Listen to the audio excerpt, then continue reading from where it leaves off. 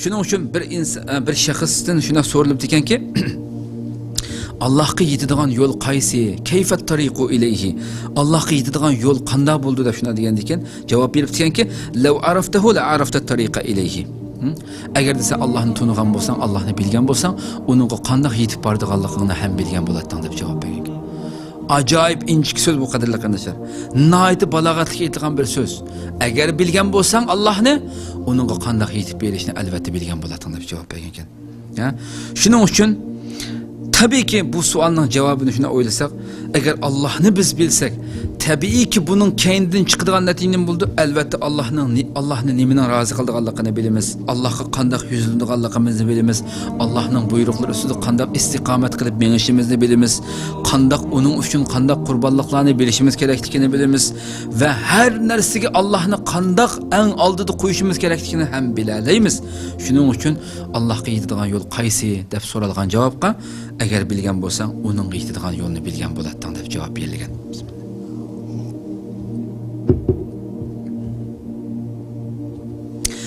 Shuning bilan bu javobni bergandan keyin debdikim, men so'zingni tushunmadim. Kayfa a'budu man la a'rifuhu deb javob berib savol so'rabdim. So'zingni tushunmadim. Qandaqsiga men o'zim tunimaydigan zotga men qanday ibodat qilaman deb shuna javob berdi. Men ibodat qildigan tursam, men qandaqmi o'zim tunimaydigan zotga ibodat qilaman degandan keyin buningga javob berib debdiki, kayfa ta'si man ta'rifuhu. Unda sen tunuydigan zotga qanday osiylik qilsa deb shuna savol so'rabdi. Sen Allah'a asilik kılvatsan ki Allah subhanahu ta'alaga. Şair şundak güzel tüzgen ki bu beyitni. Ta'sil ilaha ve ente tuzhiru hubbehu. Haza la umri fil mekali bedi'u. Lev kana hubbuke sadikan la ata'tehu. İnnel muhibbe limen yuhibbu yuti'u. Sen ilah Allah subhanahu ve ta'alaga, sen onun muhabbetini dava qilib turib, men onu yaxshi ko'rman deb turib, men onu yaxshi ko'rman deb buni oshkorlab turib, sen Allohga osilik qilyapsan dedi. Osilik qilsan, bu hayotda bir söz şekilde aytilishimi nihoyat kam uchraydigan hayron qolarlik bir ish bu dedi. Agar de sening muhabbetin sadiq, rostchil bo'lgan bo'lsa, albatta itoat qilgan bo'larding. Chunki innal muhibba liman yuhibbu yuti'u. Chunki yaxshi ko'rguchi o'zining yaxshi ko'rguchisiga, o'zi yaxshi ko'rib qolgan kishiga itoat qiladi, bo'ysundi bunga dedi. O'ylab boqayli. Buni o'ylab boqayli. Odatdagi bir shaxs bir qiz bolani yaxshi ko'rib qolsa, shu yaxshi ko'rib qolgan inson shuni rozi qilish uchun, shuni xo'sh qilish uchun qimmig'ini qilmaydi qadrli qardoshlar. Agar sening muhabbating sodiq bo'lgan bo'lsa, albatta itoat qilgan bo'larding. Chunki yaxshi ko'rguchi, yaxshi ko'rguchisiga itoat qildi dedi. O'zi yaxshi ko'rib qolganga itoat qildi dedi. Shuning uchun qadrli qarindoshlar, shu nuqtani, shu kalimani ustozimiz Muhammad Ratib an-Nabulsi shunday bir so'zni doim takrorlaydi. Vallahi Allah bilan qasamki, uningdan boshqa iloh bo'lmagan Allah bilan qasamki, agar desen butkul insonlarning va jinlarning ilmining hammasini mush ikkisiga bergan butkul ilmlarni insonlarning jamiyati mush bir jamiyatda bir ma'lum bir mavqaga, ma'lum bir o'ringa erishman degan niyat bilan o'rgansang va Alloh subhanahu va taolaga osilik qilsang, o'zing bilan yolg'iz qolgan vaqtingda Allohga osilik qilsang, fa anta la ta'rifuhu la ta'rifuhu la ta'rifuhu.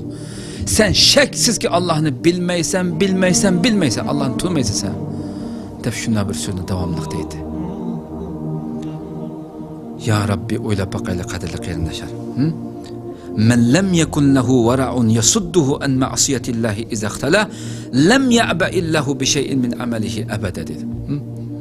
Kimiki bir insonning, yani agar xoli qolganda, yolg'iz qolgan vaqtida Alloh subhanahu va taolaga osilik qilishdan, uni to'sib qoladigan, uni to'sib turadigan, uni to'sib qo'yadigan bir xil aql, bir xil iymon, bir xil narsa, bir xil tuyg'u bo'lmasa, bu insonda Alloh subhanahu va taolaning uning har qanday amaliga parvo qilmaydi Alloh subhanahu deydi.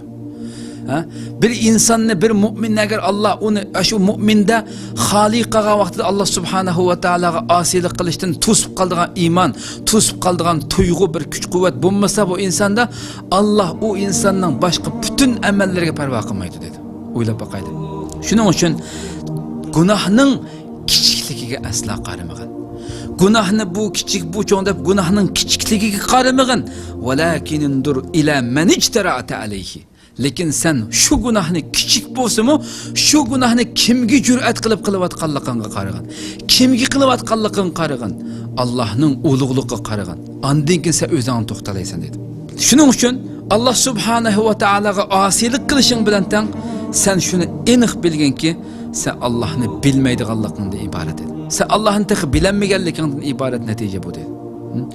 Rabbim Allah subhanahu wa ta'ala bizni kechirsinki, biz nima degan ojiz, nima degan shaqi, nima degan gunohkor bandalarki biz nurg'ulg'an ishlarni bilib turib qilib ketamiz, bilib turib osiylik qilib solamiz. O'ylab boqaylik, biz qaysi nuqtada ekanmiz, qaysi holda ekanmiz o'zimizni bilib boqaylik qadrli qarindoshlar. O'zimdan boshlab butkul qarindoshlar o'zini hisobga tortishi, Allohga tavba qilishi, Allah subhanahu va taolaga yig'lab tavba qilishimiz kerak bo'lgan nuqtalar.